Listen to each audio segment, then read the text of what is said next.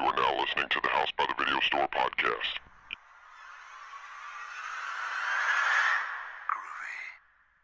There's no more room in hell. The dead will walk here. We have such sights to show you. I kick ass for the Lord! Great Scott! Welcome to the House by Video Store podcast. I'm your host, William, and joining me will be Sean. Hello. And this episode, we'll be discussing Suspiria, the new 2018 version that was just released recently in a relatively small amount of theaters. Wait, directed by Luca Guadagnino?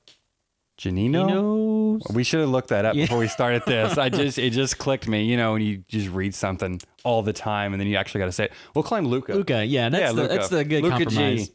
The director G-man. of Call Me By Your Name, which is an odd 1-2 punch. Yeah, I wanted to see that too, and I just never. That was like one of the film Oscar contenders last year that I just never made it around to seeing. But And two, that was one that I remember. So I haven't seen that either, and I meant to. It was one of those things where it's just like, oh, and like there was a period of time where I'm busy and I don't have time to do as much stuff. And it was before I had Movie Pass, and by the time I got Movie Pass, I think that like some of that stuff was out of theaters. Yeah. But I remember reading that or hearing that movie was shot entirely on a 35mm prime lens, like just one lens. It's like that's something you do a lot on independent stuff for time and efficiency, but it's also for like a movie that's actually got a budget and stuff. It's for creative purposes. Yeah, which sounded interesting. I mean, it's, you know, I think some creators too like to work in limitations. Yeah. You know, again, we talked about, what is the film? Insane, right? Or Unsane. Unsane, yeah. You know what I mean? Shot Like on a cell phone. Obviously, he has resources, but Yeah. like, Well, is that just him like saying like, hey, I want to limit myself and see what I can do with this? Yeah, so the Steven Soderbergh Unsane was shot on an iPhone. I think it was an iPhone 5 or 6, forget which, because whatever was the new one at the time they shot it. I mean, the movie had over $1 million budget, so it's not like they were shooting it in their backyard or something, but in that case... And then meanwhile, us, we're trying to scale up and not having resources, and it makes it look worse. No, but I think we do all right with our small stuff. I think on that movie, the being shot on an iPhone, parts of it wasn't a big deal, and you couldn't tell as much, but parts of it, you really saw the limitations of that camera, because the low light on those is so poor. I mean, if you can do it outside and good lighting...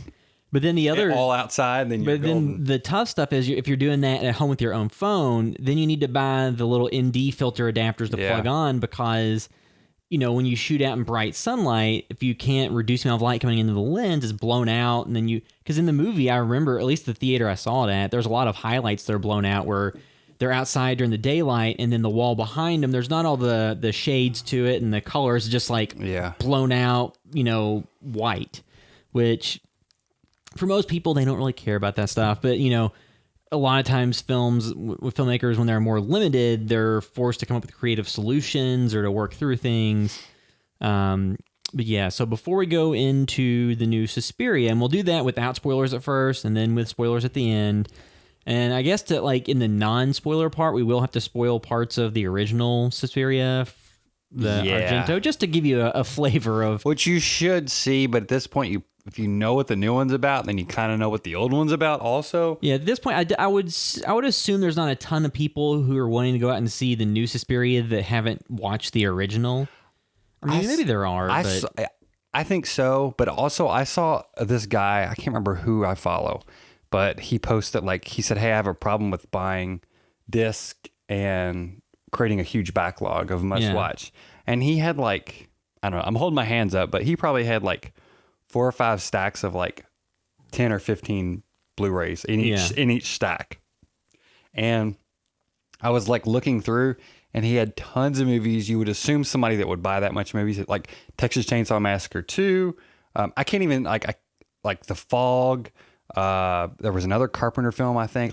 There were a ton of basically mainstream as far as in the horror community films that he had not seen. You know what I mean? And he was a big collector and everything. So at that point, I was like, wow, maybe there's just some films a lot of people just haven't seen that you would assume. Well, I think that, too, a big thing with, horror movies or, classic horror films. So, we did not too long ago, The Changeling, which is one that, once you dig into it, there are a lot of people that talk about it and people who like that movie and talk about it. And, we enjoyed it and came away But like I think a big thing for horror is, does it show up on the October marathons? Does it show up on those, kind of mainstream channels? Speaking of which, too, because it made me think. Or after I'd bought that film, they announced the remaster. Severin Films did, Yeah, and then now they also have announced, I guess, a collection of All the Colors of Giallo, and they might be selling it separately. But All the Colors of the Dark, I guess, is included in that possibly, or they're going to have that at least as a separate one. That's a film I was looking for forever after our local independent rental shop closed. I'd watched it once through there, and then they closed, and then I'm like, okay, I'll buy me a copy because I can't rent that ever again. And it was like $80. And now, it's been cheaper recently. You can get the import copy for fairly cheap that will play, I guess, on our region. Yeah. The Blu-ray, I think it might be out. I don't know. But anyway, they're going to be releasing that. So when that comes out, I will be getting that, and maybe we'll do that on the podcast, but I'll definitely be talking about it because that was one of my favorites, I remember. Yeah. I mean, it like a lot of stuff like Suspiria, I think just like a big thing that makes a lot of mainstream American people who are horror aficionados or film aficionados who like, foreign films and old films, like that, they've probably seen it, or at least seen enough of it. Heard enough about it to where they sought it out. But the average film goer, I don't think, is up to date on Argento's filmography. I mean, I know like the quality kind of dropped off with all of his later work, which I think that probably influences some. Because if a filmmaker's quality of output kind of dips later in their career, people are less, if they're in the forefront and they're out there and have big releases hitting theaters. Well, I think the big thing is not necessarily that, because Carpenter's also did. Well, yeah. I think just being Italian, that's it. That's the barrier, I think. And Italian, it's not. Well, because reading a bunch of Amazon reviews and IMDb reviews, there's a lot for like the original 77 Suspiria. There's a lot of 1 out of 10s, and a lot of them cite the ADR work where like the movie was shot, and I think originally it was shot with everybody speaking their native language and then just dubbed over later because they didn't get good audio capture, which is kind of the standard for that time frame.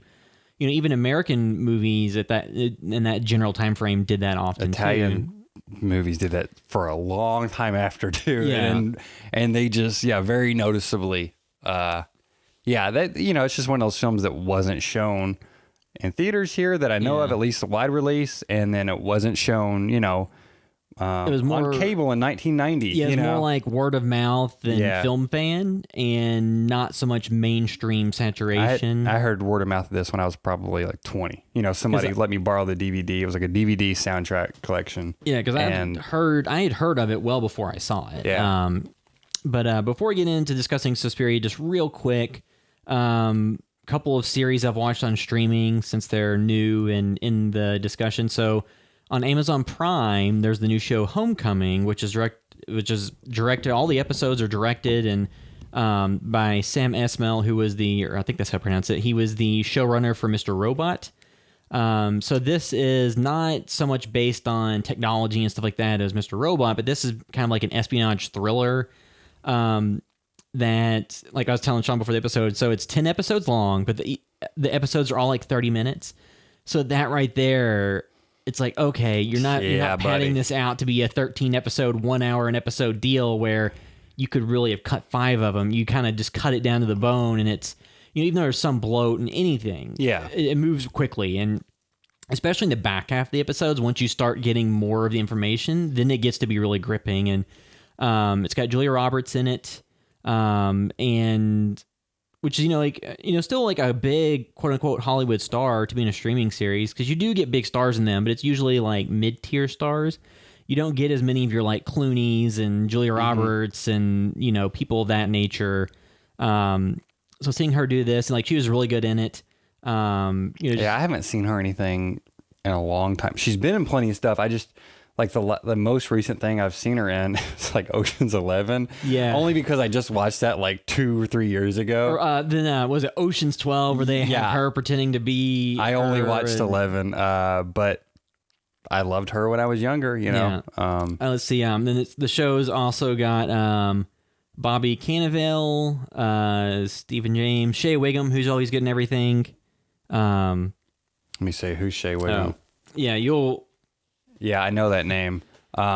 He's he was on Boardwalk Empire. He was the dad on what was the movie we did? Death Note. Yes, yeah. He's played in like a bunch of cops awesome. and TV shows, and he's in like 1,000 things. He's really, really good. And in this show, he's like really understated and like a character that is very enjoyable. Vice Principals. Vice Principals, he's a yes. Stepdad that's awesome. Like the best. Like you expect him to be like some dick. dirt bag. Yeah. And he's like the most wholesome, like just Rooting for awesome everybody. dude. Yeah, yeah. No matter how much.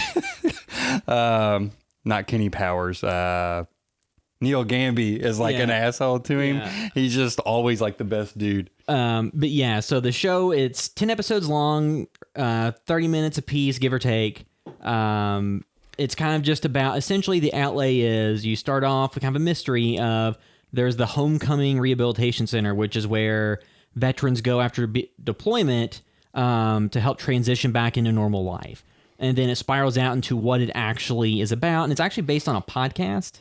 There was like because the podcast had like Oscar Isaac and somebody else in it is doing the voices. So, like a A-list talent podcast got made into a show. All you need to do to get your podcast made an Amazon show is have Oscar Isaac. Yeah, I mean, come on. But then, the direction on it, if you've watched Mr. Robot, like the direction of that would be very specific in style and do all kinds of kind of crazy stuff. And it was really famous for the like shots with a lot of negative space. When you have like two characters having a conversation, the shot is like the character's like a very small part of like the bottom right corner with a ton of space behind them.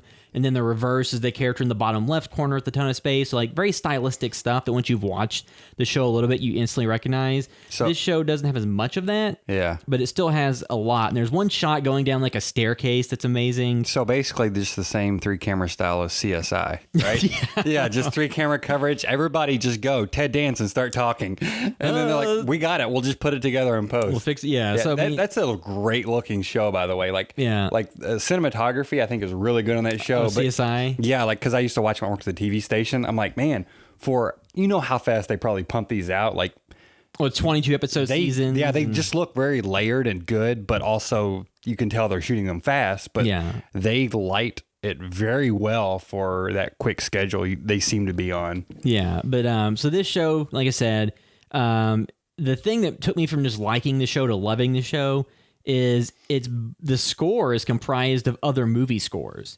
So at one point I heard the score from The Thing pop up and I was like, holy shit, this is that's what it is.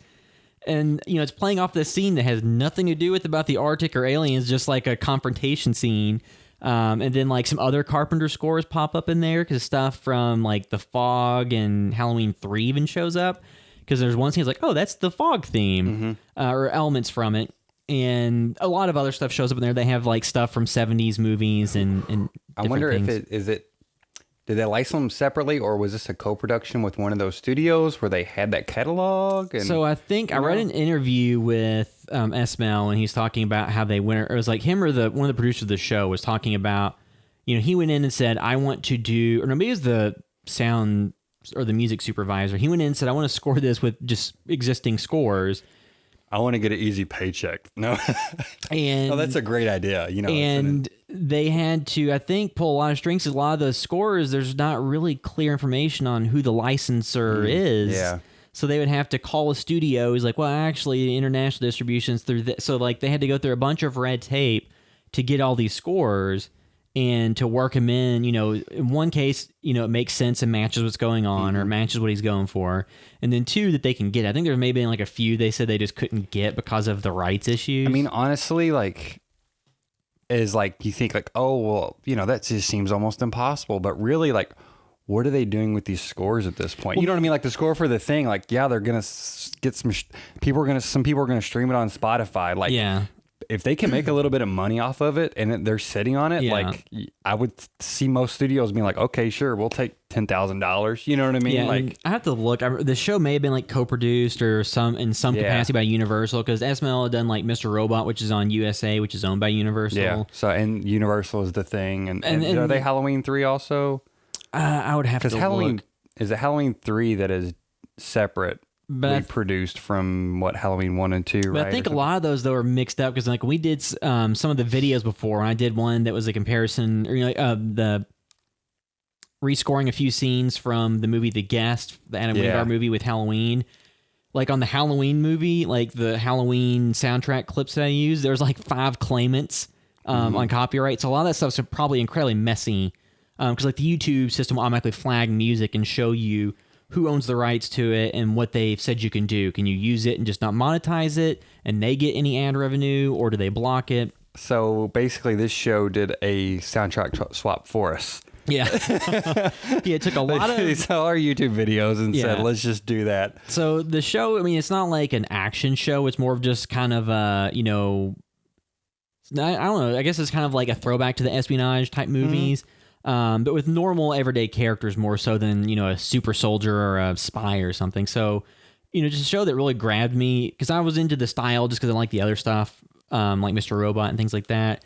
But just like the overall show structure got me, and I was like, oh, okay, it's 10 episodes and it's 38 minutes apiece. Like, this isn't sounds great for me. It's not the time investment of a lot of other things. And, even stuff that I like, I've dropped off of just because, like, I don't have the time. But yeah, so Homecoming, I really recommend. Just kind of a nice, thriller that you can consume in bite-sized chunks. And I finished it in just a few days because I really enjoyed it. Then other thing real quick is the Chilling Adventures of Sabrina, which is the new show on Netflix that has Sabrina the Teenage Witch, but it's kind of in the Riverdale universe, but not really. I think they may have mentioned Riverdale or something. I haven't watched that show, so I don't know who any of the characters are, but I think they said because it's on Netflix and Riverdale's on the CW, so in the future there could theoretically be a crossover of some sort, but the show overall, because I've seen all of it now, and mostly because Julie wanted to watch it, so we watched it and I got caught up. But it's enjoyable enough. It's kind of in that pulpy, witchcraft and stuff is cool and modern and hip type shows. It goes it's self-aware. Riverdale feels very self-aware. Yeah, it's self-aware. So it's like you even though it's cheesy, like it knows what it's doing, so you can enjoy it. You don't feel like, oh, this is a dumb show. It's not being handled with the straight face, completely somber tone of something like the Underworld films, which are about vampires and werewolves and stuff. Is there a talking cat in this? So the cat Salem is in it, but doesn't talk yet. Damn it! I think they said it may talk in the future. Okay. But yeah, so it doesn't have the kitschy elements of the 90s ABC version from TGIF or whatever, but it has Shireen Kirpa. I'm probably butchering that pronunciation. I mainly remember her as Sally Draper from Mad Men. And it's one of those things where in the show she's supposed to have turned 16, and I think in real life she's like 19 now or something. But then they're whenever they have scenes where it's like her getting down to underwear or something, they don't actually show anything. I was like, no, that's Sally Draper. I don't want to see. Because it's just weird when you see kid actors get a little older. You're like, that's the fascination with that Chloe Moretz, that was in Suspiria. Oh, Chloe Grace Moretz. And I feel like there was one other one too that's just like Dakota Fanning. Right. Well, there was there's just people that and maybe they were that age whenever those kids were, and they had a crush on them then. But it's weird when they start getting sexualized at all, and you're like, come on, that's Hit Girl. They're of age, but it's weird when you were vastly an adult when you saw them as children. Well, if I remember correctly, back in the day, there was a website that was the countdown timer to the Olsen twins turning 18. Yeah, I feel like that was a funny thing, but I'm sure. But the thing with a lot of that is, if you're of the same age, whatever. Yes, yeah. It is odd for somebody who'd be our age now watching waiting for them. Somebody who would start watching a 12-year-old actress and then watch them till they mature and oh, come on. Yes. It's that's where it gets a bit weird, but. The show's pulpy. It's got, the Dark Lord in it, and even had some stuff that seemed to be kind of like a throwback to The Witch, like the movie. Cool. I'd heard that. I've seen some imagery too that maybe some references goats and stuff, and some of the some other films maybe. So or just witchcraft lore, but it's an interesting enough show. If you want something to watch on Netflix, it's 10 episodes, not like 13 or something like their Marvel shows. It moves quickly enough. Some of the characters are kind of bland because there's her boyfriend character is just kind of there, and it's But overall the show, like, it does have some horror elements or gore or stuff like that. The biggest thing that was an annoyance to me, I don't know if you've even heard about this and I haven't watched it, was the blurry cam stuff. The what? So in the show, whenever there's like quote unquote magic going on or stuff, the camera does. I don't know exactly what it is. Some people saying they just smeared Vaseline on it, like in a circle, to give it that kind of weird look where some stuff's in focus and other stuff is blurry and kind of at an odd angle or tilt. And I got those tilt shift lenses that do that. Yeah, so I'm not sure if it was lenses or if they put modifiers on lenses. Whatever it was, it's very distracting and it shows up a lot. And, me being someone that's in filmmaking, it's like, that's an effect they're going for. But a lot of people watching are like, what's wrong with my Netflix? So it's like, I think it's supposed to, like, it kind of reduces in frequency as the show goes on. But it was something that just kind of stood out to me. It's like, I don't understand the decision to do that because it's one thing to want to have a stylistic thing to kind of point out to somebody. It's like, oh, there's magic going on or there's magic thing. But when you do it enough that it's distracting to people, and and it's something that I saw a lot of people on Twitter talking about. But basically, from what I gathered, like I said, not having seen Riverdale, people said if you liked Riverdale, you'll probably like this. And if you're looking for something that's kind of horror adjacent, but more like poppy, and something that has witchcraft type stuff in it that's not handled with, a hocus pocus level of kind of kitsch, but still enough of like a modern take on it that it's not too completely ridiculous. And just kind of interesting contrasting that against Suspiria, which is since I saw both in the same week, it's like something that's about witches, and completely different execution. I just don't know if I'll get around to it for a while. I want to, but Riverdale was a type of show we fell off of it, but it was only because I believe we watched it whenever our daughter was maybe first born or possibly before she was born. But that was a show we would watch. We would make dinner and then go in the living room and put out our TV trays and turn on Riverdale. And you know what I mean? Like eat dinner, like, we're watching it, but also I'm kind of like doing some other stuff. Yeah. That was the perfect show for that because it was enjoyable enough to watch every day. But also, not so investing that it wasn't like I had to like drop everything to watch it. Like it was a perfect TV show, basically. Like you just want to turn on the TV and watch it. But I think we just either had her or she got older and it was like, okay, we just had to drop off from that. Because a lot of stuff does that. There's like shows, because to me, a lot of the Marvel shows have always been like background stuff, like a throw out while doing other stuff. But, so Sabrina was something that, Homecoming I really loved, and I hope that it comes back for another season, or if not, I think it wrapped up enough, but they could do more with it. With Sabrina, I think they just announced there's going to be a Christmas special. So it's one of those shows like I enjoyed enough, and I would probably watch it if it's on, or if they add new seasons. I was just about to say that, a lot of people obviously are hungry for horror content in October, and that's great. And I'm sure they got a lot of hits, but that was released fairly late, wasn't it? In October? Yeah, it's like the last week or two. Yeah, last week. So sometimes you got your back catalog of like, hey, I'm trying to watch this stuff or new things coming out.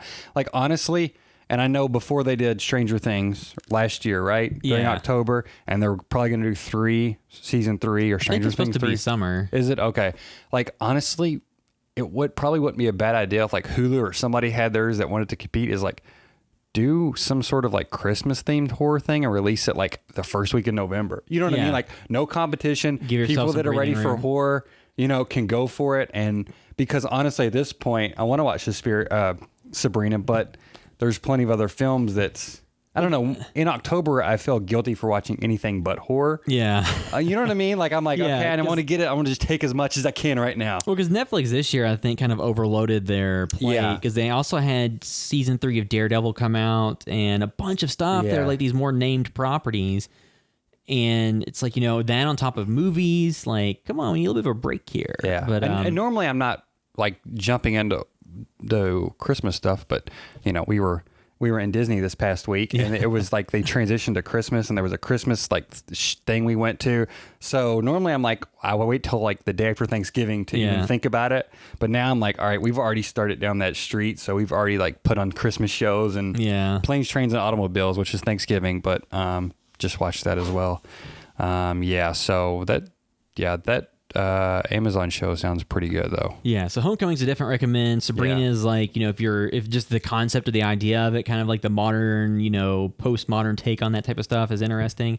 I love witch stuff. Yeah, I mean, it's not Scream where they're commenting on it to that level, but it's just more of like that through that lens of because like, was it Riverdale is just kind of like Twin Peaks for teens now, but without all the mysterious David Lynchian yeah, I mean, edges. It's very heavy on the character relationships, and it does it well, but it's also, soap opera-ish. Yeah. Like a soap opera, much like Twin Peaks is, but knowingly so. Well, I mean, and it leans into it and it has fun with that. Because like Sabrina, what I would try to like compare it to is what I remember as being the good parts of True Blood, like season like 2 or something, which is a show like I watched for 1 or 2 seasons, then fell off of it, or maybe like season 3. But yeah, so Sabrina is something that, it's not like I would recommend if you're interested in that property, but, Homecoming I definitely recommend. But so now I can move into discussing Suspiria 2018, and we'll start out without spoilers for the new one, and then kind of reserve all the spoilers till the very end. Because the new movie, I mean, it's the same setup as the first one, with some minor differences in like setting and time period and stuff of essentially... The time period, I think, is basically the same. Yeah, I mean, it's taken. There's a lot more detail and depth to the for sure. And it was set in Berlin versus the first one not being there. The first one was, I think, shot in Germany, but not set there. Yeah, so it's basically just a dancer from America goes to Berlin to join a prestigious dance academy, and when she gets there, stuff starts going on, and she has. Is wondering what's going on, and is it witches or not? Because the original Suspiria, pretty much same setup. It's just ballet instead of dance. And two, like one difference between the two completely, not a spoiler at all. The original Suspiria was about ballet, showed pretty much none. This one's about dance, shows a lot. Yeah, there's a lot of dance in this. There's that one specific ballet scene and song from the original that is so good and like kind of haunting too in and of itself. But yeah, like there is even some elements that also like are like pretty close to like some scenes and stuff. I'm like, oh yeah, this is like very close. And the especially it is mostly around the opening, but this is a full on remake. Like it is just a film inspired by, it's almost like inspired by the events of the first one. Well, it's kind of, and it's totally different. Because I think that, it's like, I think it was proposed like a reimagining. Yes. And it very much is. And a lot of times they say that and it's like BS. And it's just like, okay, yeah, you did your own style on it, but it's the same basic it's flair. not like a requel. Or like a reboot or a relaunch. It's not a straight remake in that it's trying to, beat for beat hit all the plots of the original.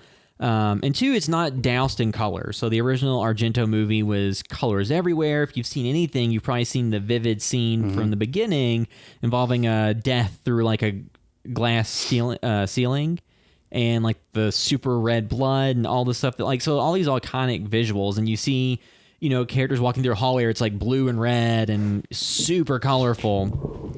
So that movie, I think that was a style of the time that was coming into its own, and Argento had used that, and that had been some other Italian films the era had color, color palette similar to that. And I think it was shot in Technicolor, remember correctly, the original Suspiria.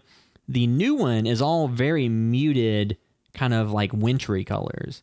And I think it was a conscious decision on the part of the director. To say, we're not trying to, step on the feet of the original here. We're doing something else. We're not going to, we're not hiding in the shadow of Argento and trying to remake his movie and stylistically do all these throwbacks and makes it look the same. It's very hard not to think about that new Halloween in that regard and how closely that new Halloween uses the John Carpenter score. You know what I mean? Like, they both do bring back the main actress. One is a continuation of the story, but it very much plays it safe and falls in line. The thing to a difference is one of them, so the Halloween from 2018 is, saying the events from the original film only are being continued now, and we're going to approach this in a different way than H2O or any of the sequels did. And Suspiria is saying the nugget of the concept from the original, we're going to take that and do something completely different. And even though there are some similar plot points that get hit throughout, things are so approached in such a different way Because like David Gordon Green was originally supposed to direct this remake too, Yes, with 'cause he was in line, Natalie Portman. yeah, because he was in line earlier on, and then eventually 2008 or so. I think you're like not too long, and then that kind of stalled out, and then the current director got on board. I think like 2015 or 14, somewhere around there. He got on board, and then started working towards getting the version we have now. I have to say, with the way Halloween turned out, I'm glad it happened this way because I feel like David Gordon Green would have paid too much homage to the original, and probably would have kept the colors and the music. I feel like he would have stayed in that lane, and I much prefer a completely different approach because you've got that original. It's so wonderful and great that I want something different. Because too, like one thing to take to consider with some of those with the Halloween franchise, being the way in the state that it was, the pitch to get that rebooted and to get that emotion to get it started up is probably telling people you want it to be similar to what worked in the past. Here's how we're going to kind of work in the constraints of that. It feels like with Suspiria, they're kind of like, we don't care what you do. Like, just do the most, do something with it that's not just trying to, because the original one, the colors in them are amazing and it's beautiful to watch, and I look forward to like these new 4K restorations. If you were to shoot it today the same way, it would not look right. And two, I think he brought up, I don't know, it was in the Fangoria. I think I was kind of skimming this because I read it. I didn't read the article until I saw the film, but as soon as I saw the film, we basically was busy the next day, then went to Disney. Yeah. So I haven't been able to dedicate a lot of time. I was thinking about it a whole lot until we left. And I was just trying to skim over it again before we started. But I think he was basically saying like, hey, as much as he loves that original film. And it was just like a revelation seeing it, the music and everything, the way everything works in tandem. But the, basically her running around screaming and everything, he's like, that's a very dated concept. Like that does not, it worked beautifully in 77 or whenever it was made. He's like, but that doesn't really hold much water now. And it is, again, that's not just lip service because like thematically and the things done in this film, this is very much woman centric. Yeah, because the other one was too, but she was, I don't know. This is much more of like focused on empowered people. Well, because for better or for worse. Because the first in the original film, like the Susie character is a little bit more of just kind of passive in the narrative and just kind of there and things happen. I mean, in this one, there's two, like, so the biggest difference really, in terms of story structure without spoiling anything between the original film and this new film is there's a psychoanalyst character that's been added in, which is what Joseph Klemper. So that arc differentiates the movies quite a bit because the original film, there's, the Susie character goes to other people with questions or things, but it's not, this other character that has an entire arc separate from the main story. And it was Udo Kier that had that he basically kind of filled in some of the details and exposition. Yeah. And again, they said, if you know what Suspiria is, it involves witches. That was a thing that struck me with the original too, is like, as the film developed, I was like, holy shit, I didn't know I was watching a witch movie. Yeah. And you feel just as shocked as she does in the film, and it just hits you in the face. And why do that again? Because people that's not going to be surprising for the audience. That's so boring when that happens in remakes. Unless you just pull the reversal and it's like, it's not witches. Yes, exactly. Because it's just so boring when these bland remakes come out that maybe the original relied on a twist, and then it happens again. It's like, well, that's what made it special. Because if everybody knows the twist going in, one, two, there's the other side of that coin is trying to go so hard in the other direction to fool everybody with the twist. Yes. That you're just like, well, you watch this again, it makes no sense. Yes. So the new one, like I said, avoids the pitfalls of trying to look like its predecessor, aside from like taking place in a school, like the sets really don't look anything alike.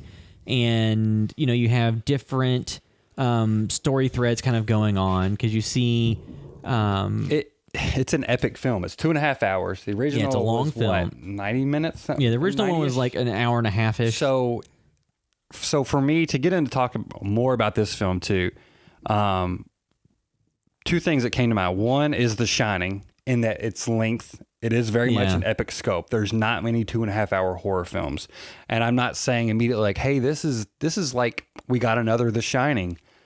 Not going to be for everybody. Yeah. For me, I liked it a lot, and I was kind of messaging you guys. I'm like, I liked it a lot, but I'm not sure how much I liked it. And I wasn't saying that that was like, oh, I don't like it. Like, Yeah. I was trying to process a lot because it's a lot to process.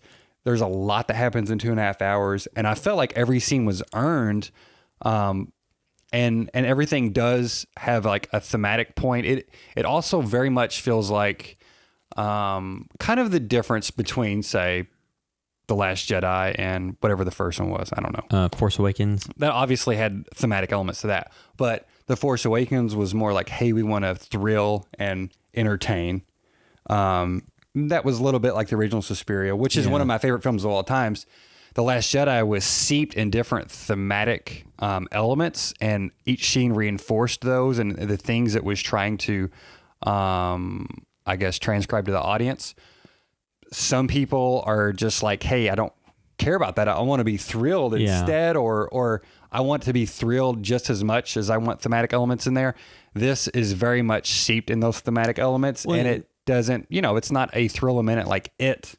But for me, I was hooked like The Shining as well, where I didn't always know why, but I was transfixed on the film. Well, yeah, I mean, too, like, a difference between this and, say, like, the criticisms of Last Jedi or something, like, this one, the new Suspiria, is steeped far more in themes than the original, because the original, you can kind of extrapolate stuff if you want.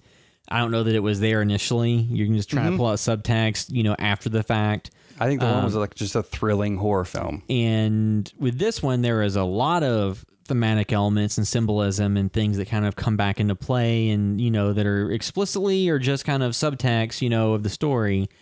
But it feels like the way that you get those thematic elements in isn't very clunky. It makes more sense in the context of the story, whereas something like Last Jedi, it felt like a lot of the thematic elements were delivered in a relatively clunky way in terms of what you saw on screen.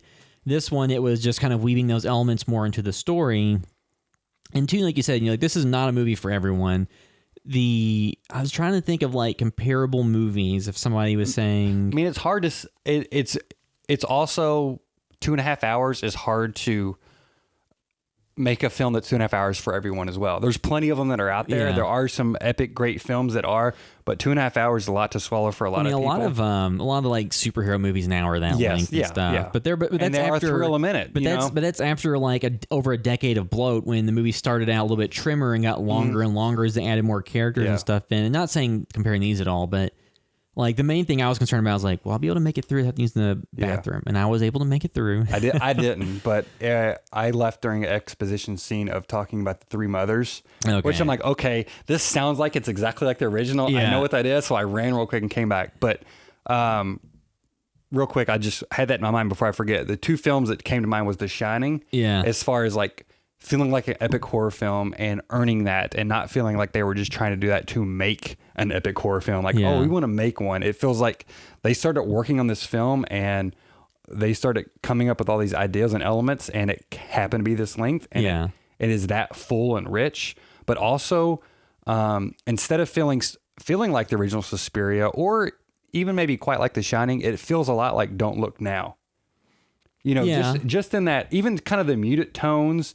Sometimes just there's some haunting things that maybe don't actually happen, but just kind of leave you unsettled or confused and may wrap back around. Don't Look Now was a big one that I was like, man, this feels like a mixture of The Shining and Don't Look Now, more than it feels like Suspiria in some ways. Yeah, I mean, and I was trying to think of like contemporary movies to compare it to. And like something that came to mind was Neon Demon. Like it's not like the same type of movie. It's just like more thematic and that felt much more disjointed to me. Yeah, because it did feel like it was hard for me to reconcile a lot of those scenes with a larger picture. Sometimes it felt like they were making a point within it, and sometimes that was part of a larger whole. And sometimes it was like, oh, this is entertaining, but I don't know the necessity of it. Well, to in the Neon Demon. An interesting point with a lot of these movies, because like this movie is very much steeped in femininity and about women and power and balance and all that things. But, written and directed by men. I mean, starring women, but, written and directed by men. So it's always interesting to see like the approach that they take and how it comes out. because sometimes people just completely miss the mark. And I think with this one, I don't think anybody's really coming out and saying it missed the mark. No. I think it could definitely not, because the theater I saw it in was the same one you saw it in, the Baxter Avenue. Was so in just to give context, in the Louisville, Kentucky area, there's that's the smaller, more art house theater that plays like new releases that are smaller, limited release.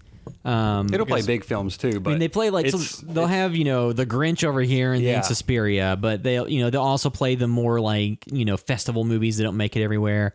So the theaters are smaller. They have nice seats now, the reclining seats and stuff, but it's not like stadium seating with the huge screen. It's like a pretty small screen and probably seats 100 people in the theaters. So the theater was mostly full, and it was at least more than half. And the crowd, this is a movie where you're not gonna get a ton of reaction. I think there's a part in the first third, there's a specific scene that gets a reaction out of people. And I think most screenings, that is a specific type of scene that does get reactions. We'll talk about in the spoilers.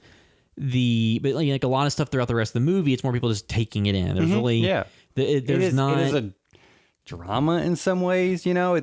I saw somebody say, look, you got to understand horror films can be different things. It's almost like horror is the dressing to this. Yeah. And it's about a lot of things. It's not just about the thrill of being a horror film. The movie has some grotesque imagery, but there's really no overt scares. There's some gore and stuff like that, but nothing I think that anybody is sitting there biting their, their fingernails and on the edge of their seat with. At least in the screening that I was in. And, it's just, so to me, it's a much more contemplative movie. And, just when you think of art house horror, this is exactly what you think of. It's so hard until we've both only seen it once. I think this film is going to be so hard to digest. I've read some stuff about it. I'm like, okay, I missed this. I didn't know the context of this, just a million things. And it's definitely a very rich film. So what did the audience, after the film was over, was there any reaction to yours? I didn't really hear too many people talking. Did you see it before me or after? After. After. And what day did you see that? Saturday or Sunday? I saw it on Tuesday. That's right, because I was on vacation and I kind of saw it, but I was busy. So I think I saw it on Friday night. I think I saw Friday at 10 or so, and the theater was not that full at all. Yeah. But the people that were in there were hyped before it, and then afterwards, some of us were kind of talking before, because I was alone. Yeah. This guy in front of me was alone. He was a dancer, so he was like, I'm excited to see this because I'm a dancer. And then a couple in front of us, or a couple in front of him, I was kind of talking to, because it's like an empty local theater. Yeah. And so after it ended, though, people were talking oh man, I loved it. And somebody's like, I loved it more even than I thought. Somebody hadn't seen the original. Yeah. I was honestly surprised that it got that good of a reaction walking out. Granted, it's Baxter Avenue, the art house thing. That was a smaller crowd seeing it. They were kind of probably excited for it. Yeah, people who are aware of it. But I was honestly surprised that many people were on board, because this type of film seems to be more polarizing than...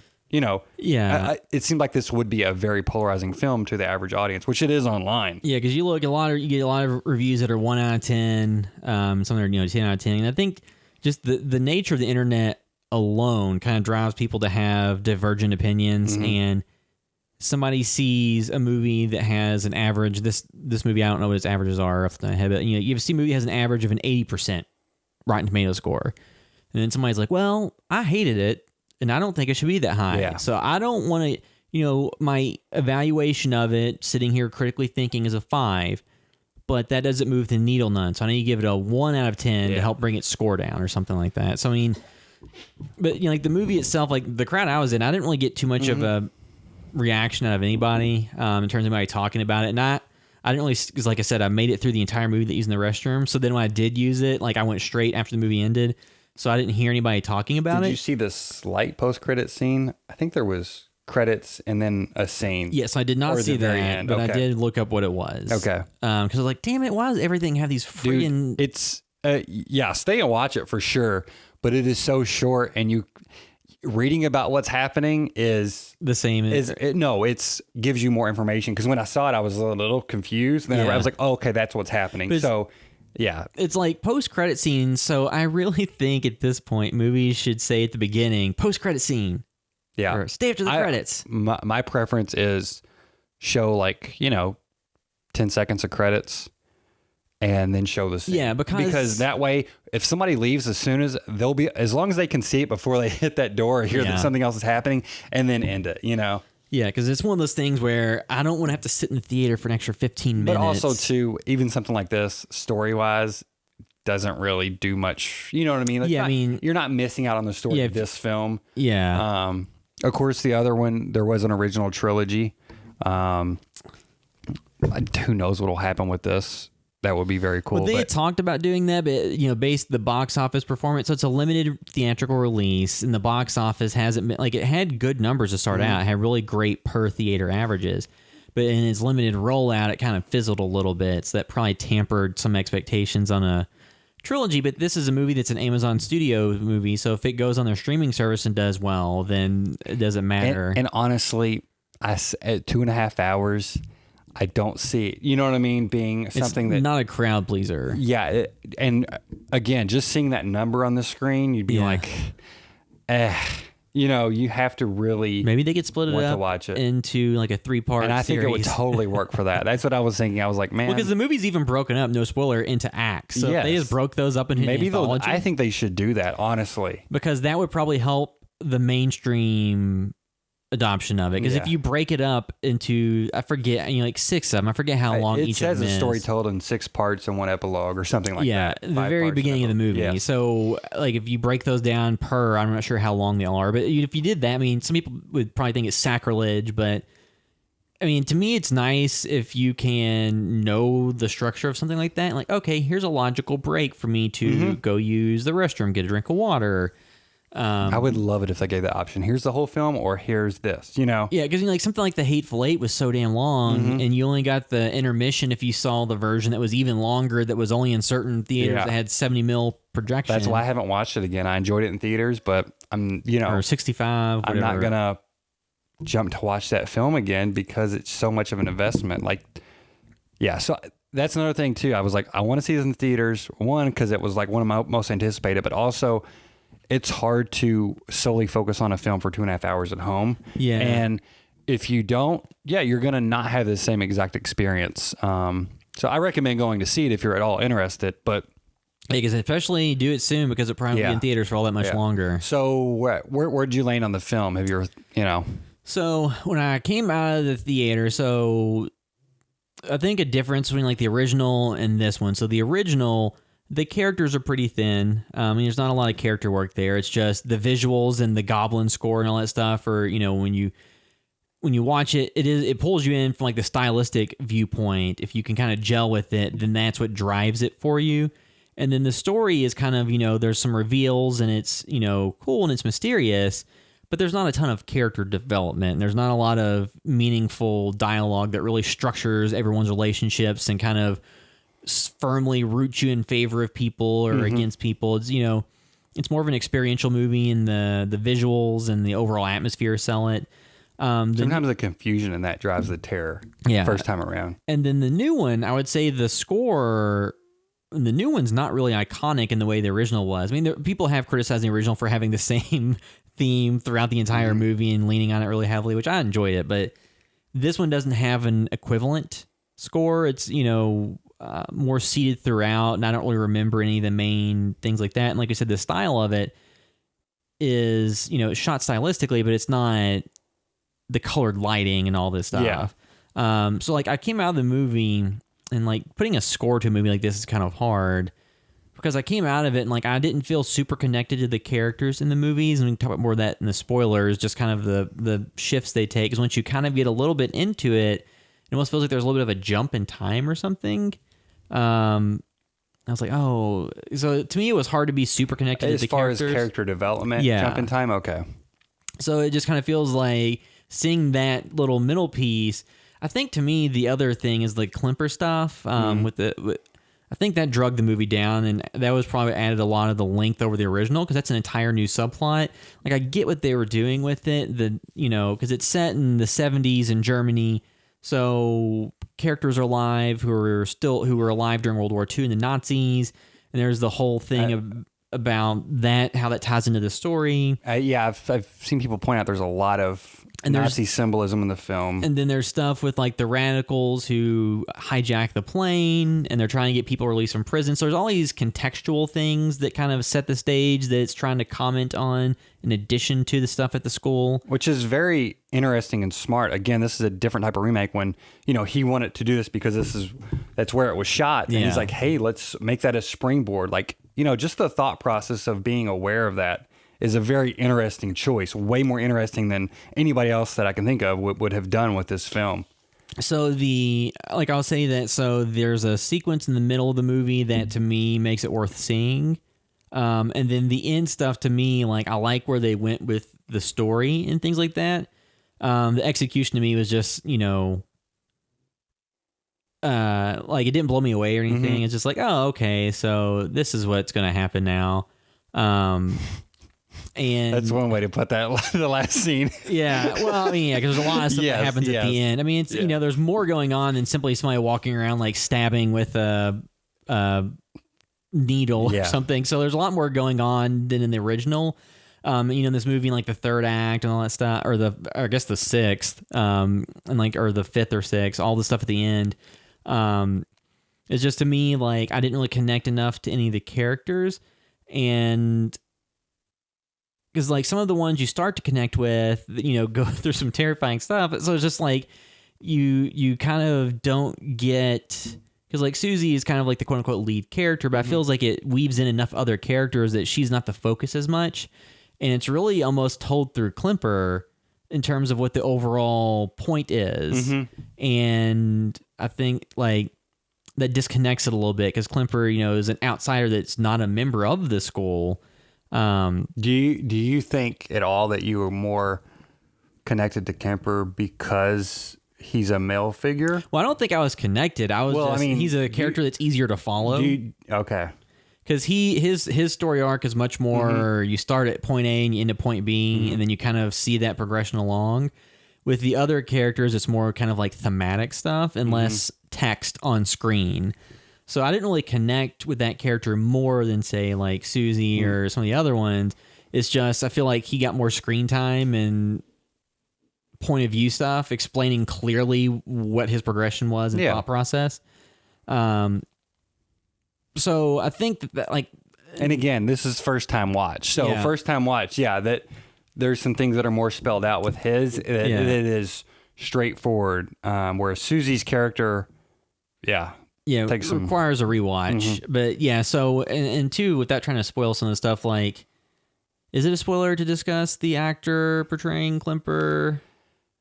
I don't think so, because it's been out there, and also I was mad when I read that, but this does not play into the plot at all. Yeah, so this is nothing. It's not a spoiler. Yes. I will save it the complete reveal, but just like the character of Klimper, it's supposed to be like this older man, forget exactly how old, is somebody under heavy prosthetics instead of an actual actor. And I think it's not like it's no some guys or anything like that. No, it is just a choice made. And to me, that sometimes when you watch stuff with old age makeup, it can look okay if used lightly, or it can be distracting because they were trying to play it off like this was an unknown 90-year-old actor or something. It's like, give me a break. Like, so for me, I don't know. It's how, you can view films through different lenses, but for me, I was totally happy with it and kind of entertained by it.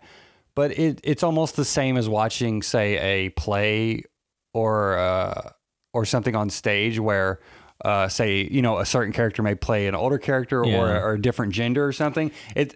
Because the whole thing, it starts up and says, hey, this is a story told in 6 acts. Like, you know what I mean? It already feels disconnected in a certain way to where I just feel like it's part of the show. And it's just something that I was along with it. But the prosthetics are very great. I think they're awesome. It's done about as well as it can be done. Yeah, as well as it can be done. But also, too, it's not, But like, so the prosthetics are nowhere near as bad as Watchmen, the Zack Snyder film. Where I thought you were going to say... Prometheus.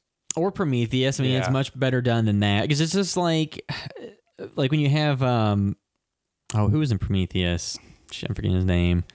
But when you get like an actor, seemingly for no reason, because they never like went back really. well, I think there was stuff that got cut, Yeah. that showed like him younger, and then like They watch show a couple scenes. and then watch when they just have actors where they're like, we're casting one person and they're gonna be the same character, and 30 years later, and then we're gonna get somebody that has a bunch of prosthetics look like Richard Nixon. So, Yeah. like, to me, all that can be very distracting at times. In this movie, it wasn't as distracting, but just knowing that, to me, it's like, like this avant-garde performance acting stuff. Like, what was the point of this versus just having an actor? I mean, I get why they may have made the choices. It's a female playing it. In my mind, I was like, is there a thematic reason? Because really, all the leads are played by females. I mean, I think Essentially, that may have been part of it. Is that because it is a very female-centric story? There are some male characters in the film, but they're very minor. But I wondered if that was also a reason too. Yeah, like I thought about that because you have the main character. It's a male character that's throughout the movies portrayed by a female in prosthetics. So there's a lot of thematic stuff to unpack there, or was it just Johnny Depp? Choice. I want to do a bunch of crazy characters type deal. It's not Johnny Depp, by the way. Yeah, it's not Johnny Depp, or Winona Ryder or anybody. Yeah. But I mean, like, to me, it was just like that subplot of Klemper kind of pulled things down a little bit and pulled a little bit of the focus away from things. So it's one of those things where all the backstory stuff they added in, the stuff around the timing. See, for me, it drove home It filled in the rest of a certain thematic point to the film, which seemed like to be the main point, even though there's a lot of thematic themes explored throughout this film and things kind of interwoven with subtext that feel like the major thematic point, and that perspective made sure to divide a line between knowing exactly what it was and kind of what lane it was in. Not just because this film is not just it's not a film where there's a good person and a bad person. It's not black and white, evil, good. It's very much, there's very much gray areas. I like that element, and also because it was completely new, but it was a huge part of the film that was played by somebody in prosthetics, so I could see how that could be alienating and distracting, versus if it was just somebody who had like two scenes doing it. You know what I mean? So, like in the movie, Tilda Swinton was good. Dakota Johnson was good. I thought both of them were amazing. Mia Goth as Sarah was really good. Mm-hmm. So, I mean, everybody was doing very good work, and convincing is like Dakota Johnson, not knowing what her background in dance is. Like, I bought that she was a dancer. I think she took 2 years of dance for this. Yeah, because I know that it was not a crash course. Yeah. Poorly choreographed, because they had like professional choreographers who were involved with like the dance choreography for the film. So it was a huge point, or far more of the screen running time devoted to it than in the original. Because in the original, you have like, you mentioned like the kind of one scene, and then the other stuff is just like Susie fainting at practice and stuff, or preparing. So this one had a lot more meat on the bones in that regards and showed a performance. And dance plays a very strong role in the story as well, and some thematic elements as well. Again, sorry, we've got to get into this in the spoiler section, but it definitely deals in maybe possibly the importance of the arts and the empowerment of art, and kind of the saving grace of it at times. But when too, like, other like subtext that's not super overt, like, oh, what links do women have to go to have this thing that men don't take over during times of war because it survived World War II. Yeah, that's what I was kind of. So there's all these different themes and things going on about, with Nazis, like, how involved were you with that? Did you participate? Did you view it, not do anything? Like, there's a lot of thematic things that go on. So it's one of those movies, there's a lot to unpack. But I can completely see the way it's approached turning someone off just to the material. Yeah. Like, I overall enjoyed it. I didn't love it. And it's one of those movies that, like, rewatching later, I'll probably have a different opinion. But, like, coming out of it, it feels like something Mulholland Drive, where it's like, Yeah. I really don't, this, you can make more of heads or tails of it, I think, and you will probably only go up. Let's just say movies are graded on a scale. They're not really, but people like to define things, and it makes it easy. I feel like Mulholland Drive, somebody could go from like a 2 to a 3 to like a 9 or 10 possibly. This, it feels like it may only go, a few points range difference. Because like coming out of it, I'd probably give it like a 6 or 7. Like it was, very well done, very good performances. It's just some of the subplot stuff didn't really land with me, just in the execution side and in those elements. But I mean, like, and two, when you're somebody that's watched a lot of horror movies, some stuff doesn't really shock you or elicit the reaction it does from just a standard moviegoer that never watches anything, it's beyond like PG-13 or something. So I think that like this would be, a huge revelation and shocking to the art house crowd that doesn't watch stuff that has any real gore or anything. That's just, like Call Me by Your Name or Moonlight. Oh, his follow-up film. Let me see that. Yeah, so if somebody goes from that to that, like, and doesn't realize what the difference in content is, I could see them coming away being like, oh my God. Because I think that was like Book of Mormon, so the musical. I had heard everybody talk about how offensive it was, and then I saw it, and I was like, oh, it's just really just like it's like a South Park thing. It's the context of it being on stage, So I think it's just that crowd isn't used to that. Yeah. So if they had watched South Park or the South Park movie, all these different things, like, oh, okay, this is right in their wheelhouse. It's not really any more or less. But then since people are used to just watching whatever performance, they go in and see something that's a little bit outside of their realm, and they're like, oh my God. So I think with a crowd that likes the art house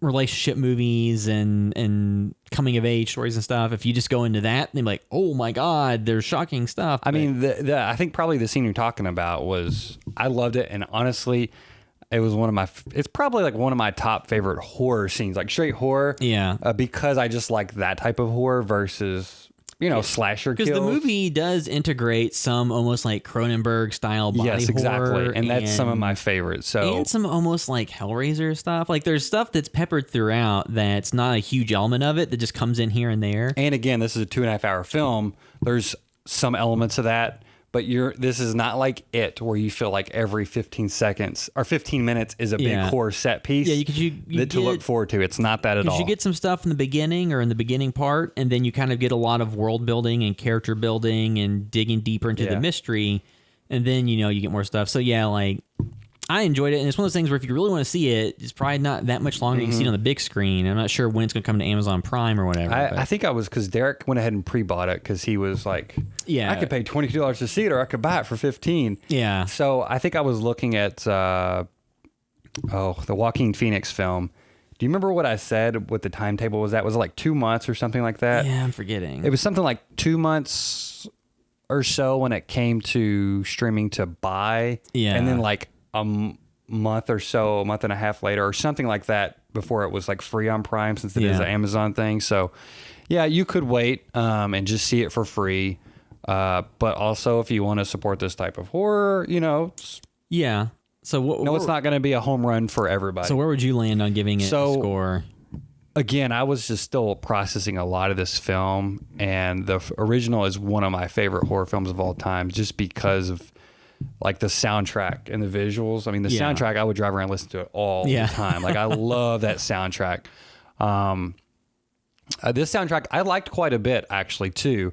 Not all of it worked like as well, but none of it hurt it. I don't think. The only thing I remember listening to some other podcasts or reviews, something that people did nitpick with is that the movie is pretty much all about women. There's some of the scenes where the music has male vocals under it. Yes, yeah. It's like I don't quite get the decision to do that versus just doing like a female or a orchestral or like choir type deal. But that was whatever choice they made. No, that's a very valid point. I didn't even think about that. But kind of the main dance in the film, I love that song. Like the main theme, I think is really good, and I really love it. I've been listening to that since then a little bit. It's on Spotify.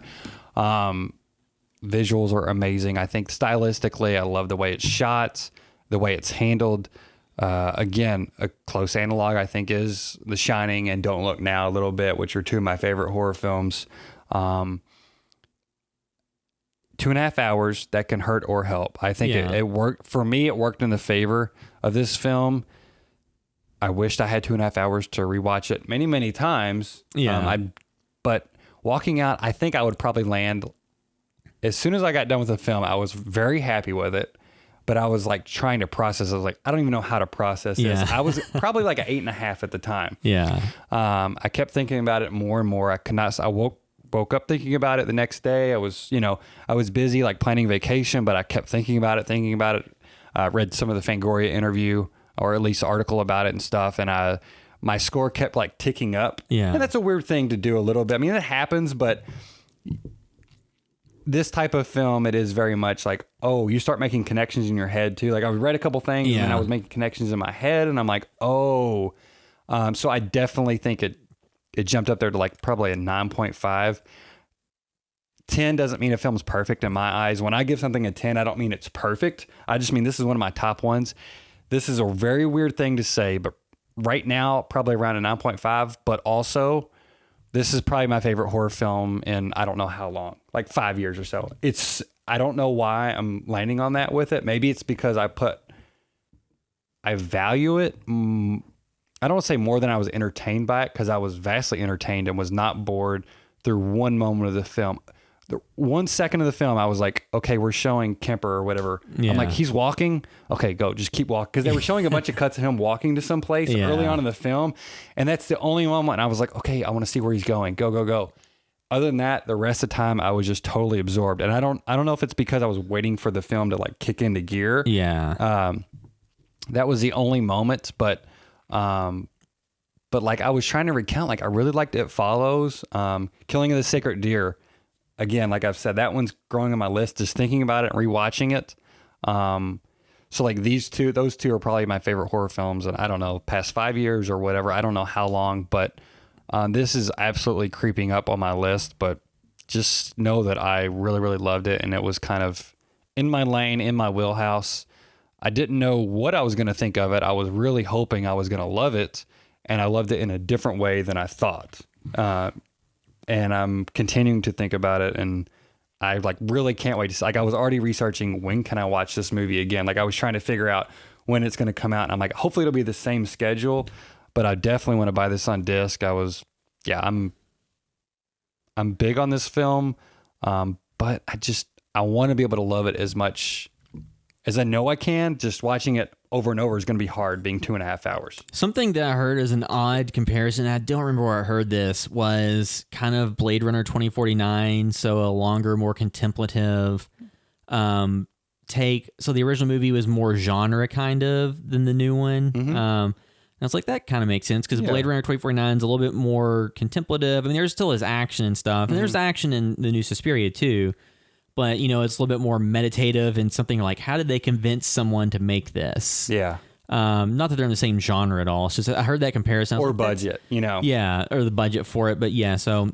Yeah, that they do feel like contemporaries in that way. Yeah. And especially the way, essentially, Blade Runner 2049 isn't a remake, but it is very much like, hey, let's rework these themes. It was also above $100 million budget versus I'm not sure what Suspiria's budget was. Yeah, I've been meaning to look that up, but because I'm very curious about what Amazon wanted to throw at this, because it seemed like it didn't need the budget based on the setting being what it was, but it seemed like they didn't cut any corners or spare any expenses on screen. It didn't appear that they did. Like a lot of times Liar Liar with Jim Carrey 20 years ago cost like $40 million or something. Well, didn't Evan Almighty cost like 200 or 300 million or something? I don't think it was that much. I think it was like over 100 or something. It was insane at the time. But yeah, like, so Suspiria could have been made for anywhere from a few million up to like 20, 30 million. I'm not really sure. It just depends on the setting. Like another kind of contemporary movie you could kind of compare to it is Black Swan, with Black Swan being a little bit more straightforward.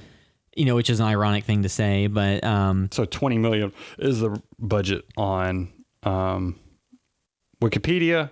Yeah, and so box office so far on Wikipedia, I'm just 2.1 million. Yeah, And the streaming services, they know, they're playing the long game with these films. Yeah, they're doing that for, award consideration and then to get some press where they put on the streaming. Netflix's films make zero at the box office. Well, the new ones are going to be put in like a very limited number of theaters just to do some type of run. But yeah, so I guess I'll wrap up our spoiler-free discussion of Suspiria. So if you're listening to the podcast via iTunes, you can do us a huge favor, leave a review there. It helps other people find the podcast.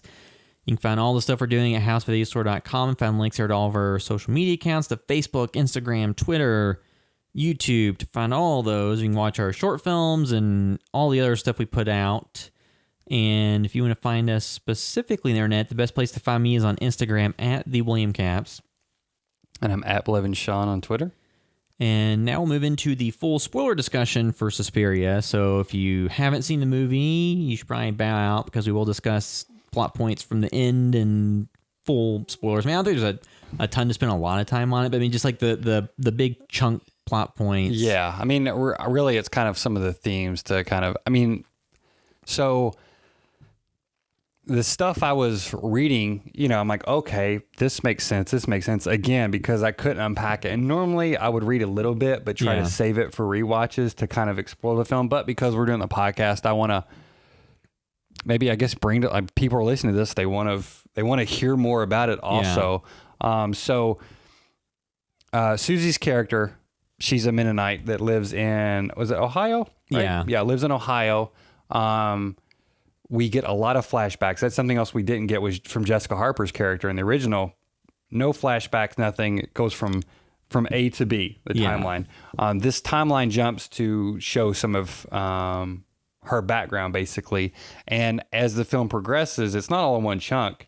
It cross-cuts between her mother basically dying, and I guess just her home, and then her progression in the school, and then ultimately her forsaking her mother or giving her up, and her mother dying. Yes. So something I did not make this connection at all. Have you read anything about like, okay, what actually is the progression of that story there? Because, at the end of the film, she is the reincarnation of Mother Suspiriorum, or what, the Mother of Sighs or something. So what I've read from different interpretations is that Susie, is a person, and then realizes her shadow self throughout the movie is Mother Superiorum. Or Suspiriorium. So she's kind of like, as the movie goes along, more of that is coming to the front and kind of taking over and awakening, maybe. So it's like an interpretation of what happened. So she was all along. It just took her getting there and going through what she did to kind of awaken that and bring it to the forefront. And then you kind of see, like I was saying earlier, that it kind of feels like there's a little bit of a time jump. There's a part where, Susie is pretty, still grounded. And then it seems like there's been kind of a jump in her relationship with Blanc, because she seems to be more like in tune with who she is and what she is and what's going on. And so I kind of miss this as well. But, she has the nightmares in the film too. Yeah. Much like Jessica Harper does. And she wakes up and says, I know who I am now. Yeah. And I think that's the jump right there. Yeah. That's the point where you're supposed to know, like, she even mentioned, like, if you watch the film closely, you'll know when the switch comes, because then she has, like, she basically communicates through telepathy. Yeah. So, and that's kind of what I thought. You walk out of the theater, and that's, again, something I loved about it, was you're like, okay, so when did she become this? Did she, like, slowly become this? Was she always the mother? Yeah. So the thing that I think is maybe the most interesting interpretation or explanation is that Mother Suspiriorum is also like the mother of time. Yeah. So it wasn't just that she was always that, and the film crosscuts. I'm bringing a little bit of my own stuff in there. Crosscuts also because it wasn't like these things just happened. It is the mother, when she chose her, basically she retroactively put herself in her from the beginning, and then killed her mom when she kind of denounces all the other mothers, and then becomes Mother of Sighs, or Mother, I'll call her Mother Suspiria. Yeah. Once she becomes that. So it's not like it was a progression from A to B because she's the mother of time. It basically, these things were almost unfolding all at once, but in the past and the future. And and she was always drawn to Germany. You know what I mean? She didn't have any formal training. That's what, like, where did you come from? So obviously she has this in her in some degree, but there was something always pulling her towards there. And something else that was pointed out, that Mennonites are, I guess, originally from Germany. So that is also maybe her mother knowing what she was and trying to protect her and remove her from that situation because she knew she was Mother Suspiriorum. So again, she denounces her mother. Her mother gets killed. Her mother, the actress that plays her mother, also plays essentially Death in the end of the film as well. Okay. So Death appears once she denounces her mother and her mother passes away. Yeah. So it's almost like that makes, that is the final nail in the coffin of her transformation, and it makes Death reappear and basically punishes all the other mothers that well, it punishes Mother Marco and all of her supporters. All the supporters of Blanc are left as they are. And Blanc seems to be the better figure in the film because she the other ones seem to be abusing the power and also, harming these girls because they want the power. I think that is where the Nazi symbolism comes in. Because I think a lot of the movie is, Nazis came to power, they got into power, abused it, and did all these atrocities. And there were people who were just witnesses to it that didn't do enough to stop it. Yes. Which is kind of like what the Klimper story is kind of touching on.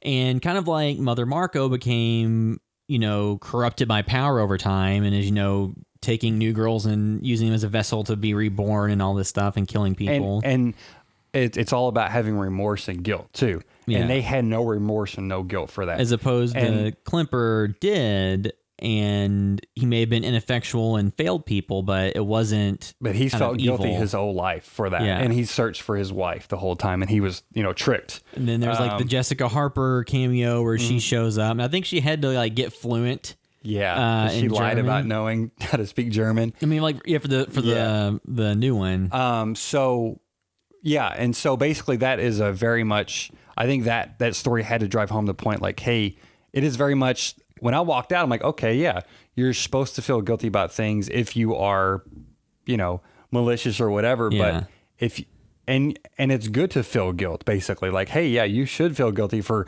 things that you've done wrong, but as long as you feel guilty and you kind of know that you did wrong and actually just care, then that's okay. It's the people that don't give a shit, you know what I mean, and that do evil and that have no remorse that should be punished. Yeah, because at the end when Susie comes to Klimper and kind of takes away his memories of what happened and the guilt, she says, it's basically just, he was somebody that, even though they're a witness and a bystander and could have done more, they weren't cruel in their intentions. And he spent his whole life looking for his wife and trying to figure out what happened to her. And so she said, we don't want yours. We don't want your guilt or whatever. It's basically those in power who did everything that had the power to make it happen are the ones who, deserve punishment or things like that. And so, you have stuff like that too. And like earlier in the movie, so the scene we talked about, that's the big scene with Olga,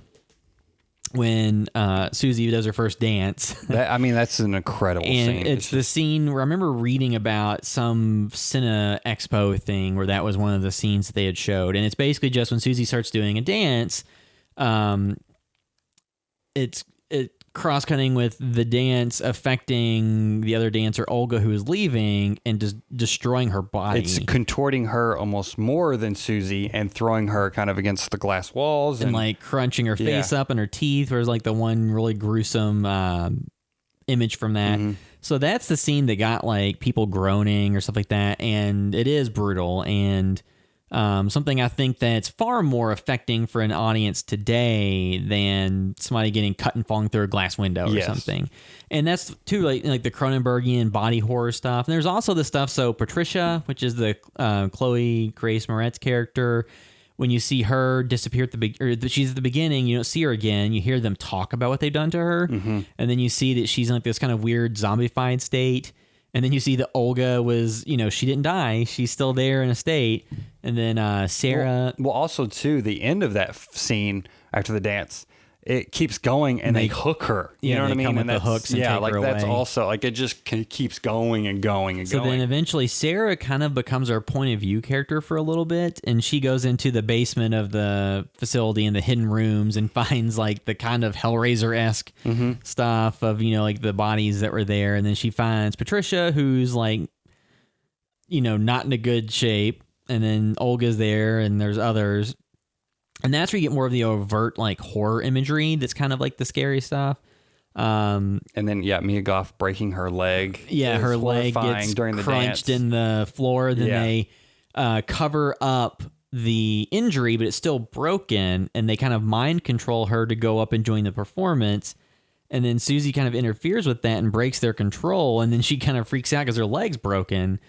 So I've also heard that Tilda, what's Tilda Swinton? Blanc is taking control of Susie at that point for the dance because her eye colors switch. Oh, okay. Something I missed. I just read it. A lot of stuff visually. Yeah. I mean, I've heard that there's also like an arm on a wall, like wobbling at one point. Like, I think I remember seeing that. I didn't see it. Like, there's so much stuff in this They film. look like part of the decor. Yeah, that's what they said. Yeah, it's part of the decor, but. Like the type of shit you see at Applebee's. Yeah, and apparently one of the other followers has a purse made of hair that she's stroking the whole time, just in the film. You know what I mean? Like, there is a lot in this film. Little touches. Many different layers, I think. So like the Susie stuff is something that can be interpreted many different ways, I think. And that's what I think is interesting to think about, and something I've been thinking about, like, okay, when did this turn happen, and there's maybe no clear answer. It's just kind of what you want to believe. Yeah, all interpretation. But another thing too, again, about kind of the arts and the empowerment aspect of Blanc, kept the school open during the war when women were basically vessels for procreation, and just basically sex for enjoyment. Instead of just being that, it gave these women life, but also the dance is what helped give them power, the witch's power, essentially. Like and you see like Susie come in and make the comment about basically when she describes how she felt dancing, she imagined how it would feel to have sex for an animal. Yes, yeah. And then because like Blanc kind of almost shoots back like with a man. Yes. But then see she's this character that's seemingly virginal and come from this Mennonite background.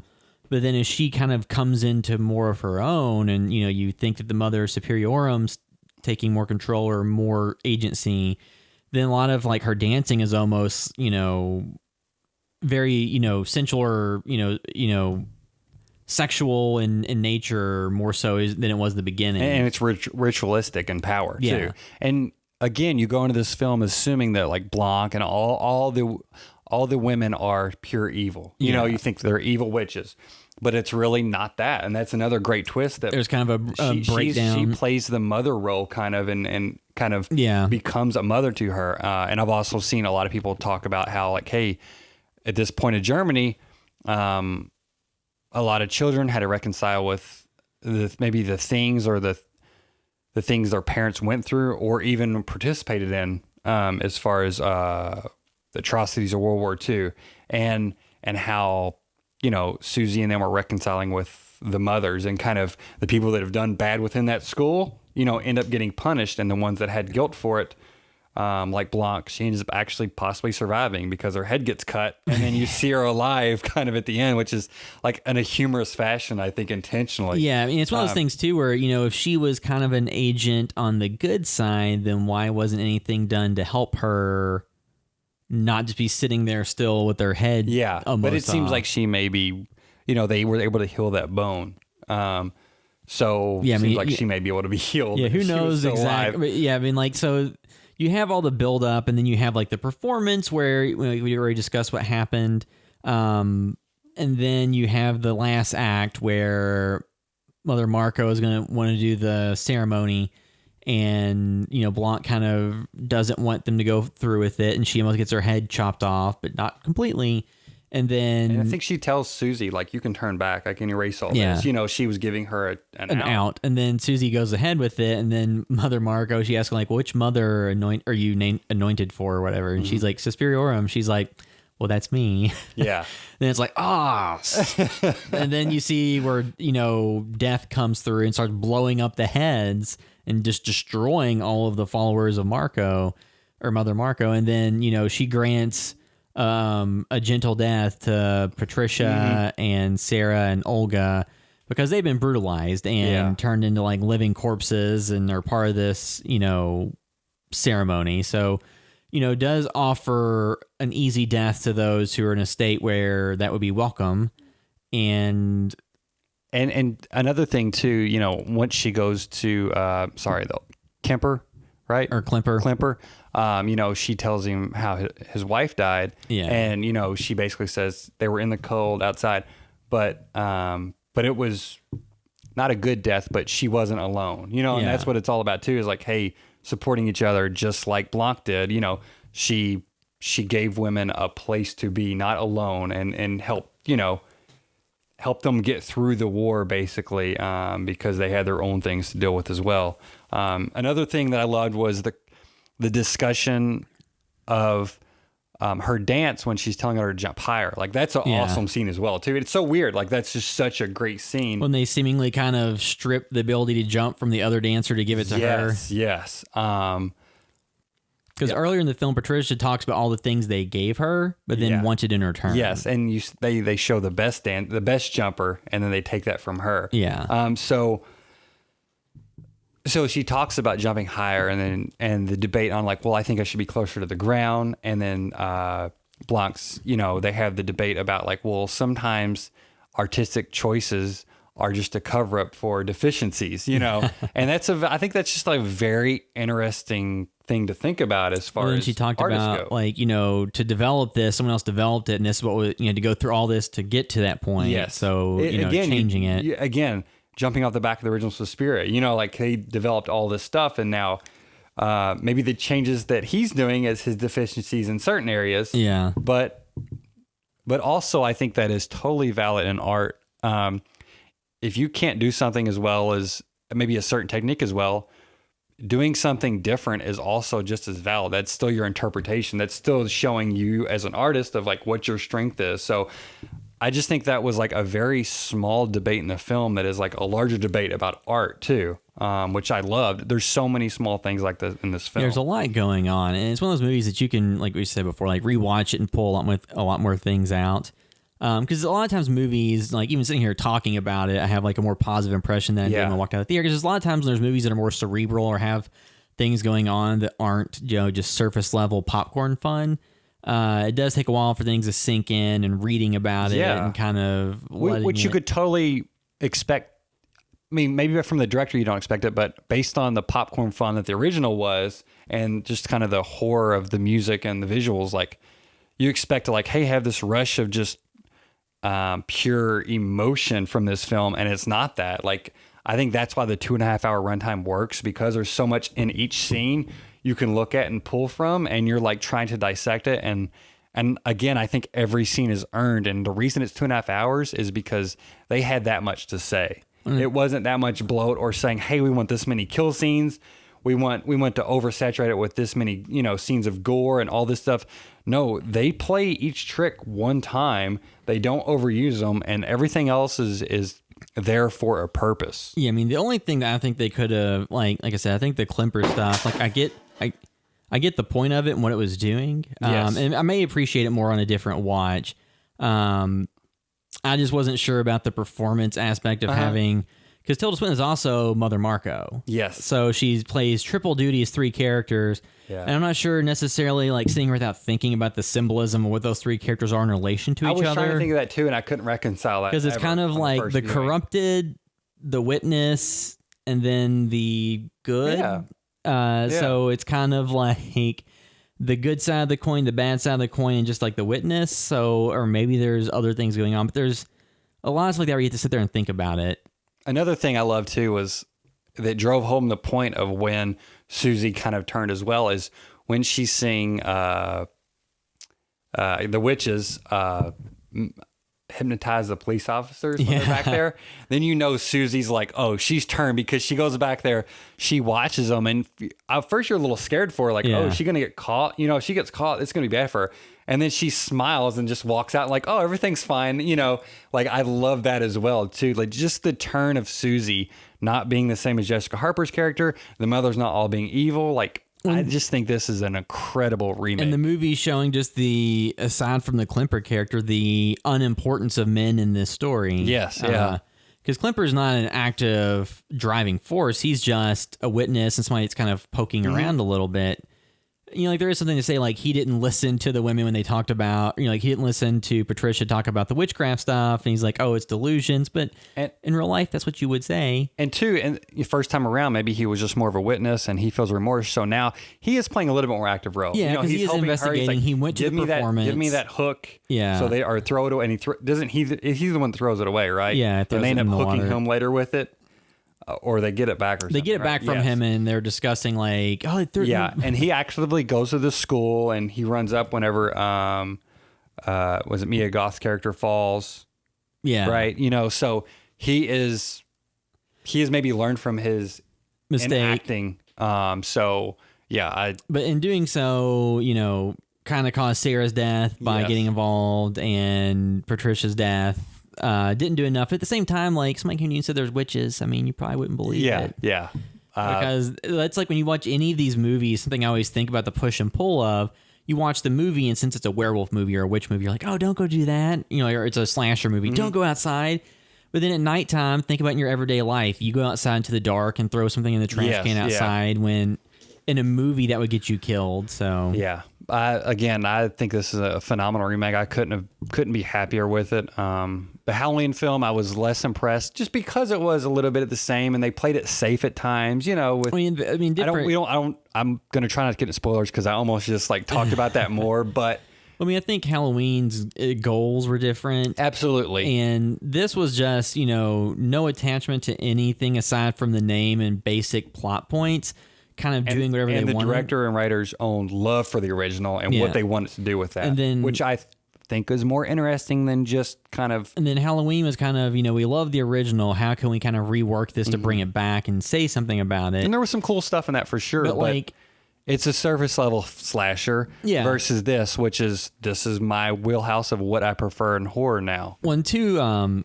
like before we wrap this up, I remember that one article, was it Vogue, had stated recently that 2018 was a bad year for horror. And it's like, I don't really know where you get that from because there's so much content. They trash talk The Haunting of Hill House, so maybe it didn't work for you, but it did seem to work for a lot of people. But the just sheer variety you've had this year, you've had Hereditary, you've had Suspiria, you've had, the new Halloween, even if people didn't like it, it was a movie that drove a lot of interest. You've had... there's a ton of other stuff that have come out this year. So somebody to say like, oh, horror's in a bad spot, it's like Annihilation. I just bought that 4K. Yeah, Annihilation. Which is a movie I think is probably more comparable to Suspiria than like Halloween, just because it's more experiential. Like I think there's a very good breadth of horror this year, and like even like Overlord. Just came out as well. Like Derek said, I think our end of the year discussion can be very interesting because everybody's going to have different choices. And I think everybody's going to have different good choices. You know what I mean? Like that's totally fine because this year I think is a great year. And it's not like we're all like, well, it's easy. The best horror films, it follows because everything else was okay or not good. Or, because some people hated It Follows, just like that year that stuck out as like, this is the different one. There's a lot of stuff that's out there that's good, but this is the kind of different one. And I think the difference now too is like, what we have with streaming, you know what I mean? Like the risk being taken with that is this really helped it, I think. And then TV shows, obviously, and Mandy and stuff like that. That was a release, but also, well, knowing that there's this back end distribution platform for a lot of this stuff. I mean, some of these movies is like, was it Mandy got picked up by Shudder? But I don't think that was a deal in place before it was released. No. So that wasn't like Shudder commissioned it. It was they made this movie and did the level of release they did, which ended up being a larger release than they initially planned because people enjoyed it, so they kind of put it in theaters. Because I think It Follows like that, too. It's supposed to be kind of like a limited rollout, but then it did well, so they expanded it some. I mean, it didn't do Halloween numbers. I think it made like 15 million domestic, but they had planned on making just its budget back of like 1 or 2 million. So, horror, I think, is in a very good spot. There's a lot of schlock, but there's always been there's schlock in every genre, of every type. I think if you can't find something you at least liked, a couple of things you at least liked quite a bit this year, or you thought was interesting and expanded the genre, then yeah, maybe you're not like a huge horror fan. And I don't want to say nobody's not a huge horror fan, but yeah, it's interesting that they thought this was a bad year. I did see some talk about the article. And that being from Vogue, just kind of, they don't have a lot of credibility on the subject, I would think. I mean, there are some people that haven't been a fan of this year's horror output because maybe their sole focus and interest is 80s slashers that didn't like the new Halloween because they didn't like how it worked. So like I understand there's like different, subgroups of people that didn't like things, but there has been so much stuff like Mandy, Haunting of Hill House, Suspiria, Hereditary. I'm trying to remember what came out this year versus last year. You got to have a narrow mind if you at least loves the one thing. Because like, The Ritual was on Netflix. There's a lot of stuff on streaming that's been, that's been at least, good. It's hard to remember the first half of the year. All I can remember is an Annihilation. Annihilation. So there's all these different interesting things. So that's kind of just a ridiculous statement. Probably meant to drive page views and clicks and discussion, which it did. Yeah. But then there's also the retaliatory discussions, and then the retaliatory discussions and to the retaliatory discussions of like, oh, the gatekeepers of horror are out in force telling us what. It's like, guys, can't everybody just like what they like? Yeah. But I like to think we mainly just say, hey, we like this. If somebody else does, they're not stupid. If doesn't, they're not stupid or whatever. We've reviewed stuff and we've been pretty negative on some stuff. Yeah. But it's never saying the people who made this are stupid. The people who like this are stupid. It's just saying, here's how it came across to us. I feel like a lot of times throughout the year, some things that are really popular or critically acclaimed, sometimes all three of us have been kind of down on. Like this year, for me at least, everything that's supposed to have been good, I've liked quite a bit. You know what I mean? Like that I've been like, oh, I've heard some good buzz. And it's like, oh, wait, yeah, I liked it. I'm on the same page. I think we fully acknowledge some stuff like Annihilation or like these are movies that are polarizing and that could have opinion. As opposed to Halloween, I think is a little bit less polarizing. I think it's easier to see where people sell. It's easy to kind of see where people's viewpoints on that are going to come in. Something like Suspiria, it's a little bit harder to plot. Where is somebody going to fall on this? And so are we going to try to do Overlord next week? You think you'll be able to see it? We will see. Yeah, I'm going to try to if I have time as well. Derek saw it. He absolutely loved it. Yeah, because he's a big fan of Frankenstein's Army, which I think is similar in the sole concept of it's World War II and there's some creatures or something supernatural going on. So it may be Overlord. Just keep an eye out on our social media on Instagram specifically. Derek will at least talk about it if he's on the next podcast. But it's great that Overlord is out. That's getting good buzz and everybody loves that too. Like I'm super happy with this year. And again, I cannot wait to own Suspiria and watch that. This will be a film that, because it's 2.5 hours, I'm going to have to turn it on and just watch it as other things happen. Because I have a 1-year-old, I can basically only watch films I've seen before, but it's going to be hard because my wife hasn't seen it. So we might have to let somebody babysit for 3 hours. Watch and it's the a film. movie I don't think you want to just kind of half watch. You really need to. No, the first time through, you need to really watch the film to appreciate it because it isn't a thrill a minute like something like It. Yep, so that'll wrap up our discussion of Suspiria. Thanks for watching or listening. House by the